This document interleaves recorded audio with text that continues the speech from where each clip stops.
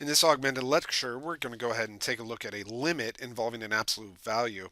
And the main thing you need to remember when you have limits involving absolute values is the actual definition of an absolute value. The absolute value of anything, and I usually use this little picture, absolute value of something, is a piecewise defined function. If that happy face there was already positive, there was no need to have the absolute value there. You could just have said, well, since the happy face is actually positive or 0 already, then we can just remove the absolute values. That should make sense. If the number is positive or if the object there is positive, then the absolute values are not necessary. On the other hand, if the object is negative in this absolute value, so this guy right here is negative, then we need to offset that negativity with an opposite sign. Okay? It'll now, if you take the opposite of a negative, it'll force that to be positive. So in both cases, if let me finish this out, if the happy face was positive, well, removing the absolute values keeps it positive. If the happy face was negative, then taking the negative of the happy face makes it positive. So in both cases, we have positivity. So going back to the problem itself, when I'm taking a look at a limit that involves an absolute value, the first thing I'm going to do before I involve the absolute value definition is I'm just going to investigate whether that limit causes a division by 0. If it doesn't, then we can use the direct substitution property. So imagine, and I'm going to do all my work in blue here, imagine that we just allow x to be 1/2. Direct substitution properties tells us that if the limit, which is 0.5, if that limit is in the domain of our function, then we could just plug it in.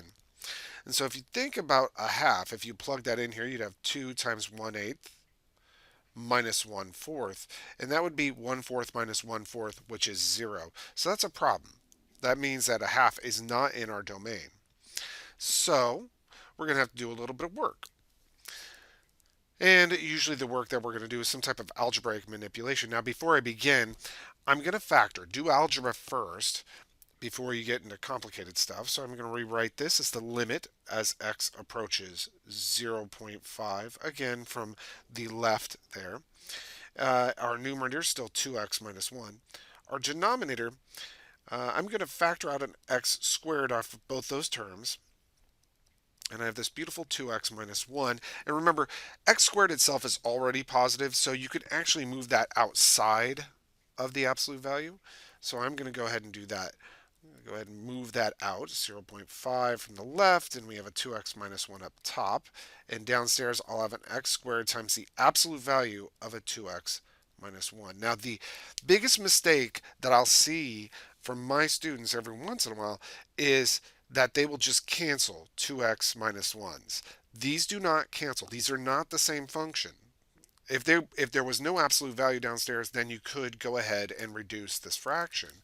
However, I just want to warn you, so warning, that if you have a function divided by the absolute value of that function, like in this case we have a 2x minus 1 divided by the absolute value of 2x minus 1, this is not necessarily 1. It is not necessarily that. So we just don't know. We have to investigate this. And the way we investigate this is by using the absolute value definition, a true definition of absolute value.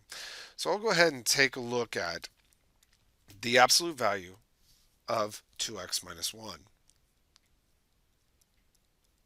Now, I happen to know that if that 2x minus 1 was positive to begin with, and remember, we don't know what x is, but if it happens to be that 2x minus 1 is positive, then we can remove the absolute values. But that's only if that 2x minus 1 was not negative. If that 2x minus 1 was negative, then we would have to say, well, okay, this picture within the absolute value here, this guy, is negative, so to force it to be positive, I'll take the opposite of it. Be careful, you're taking the opposite of the entire expression. So in both cases, I should end up with a positive expression. So for example, again, if 2x minus 1 is already positive or non-negative, then there was no need for the absolute values. That's what this first line is saying. If, on the other hand, 2x minus 1 was negative, then you take the opposite of it and it forces it to be positive. That's what an absolute value's job is.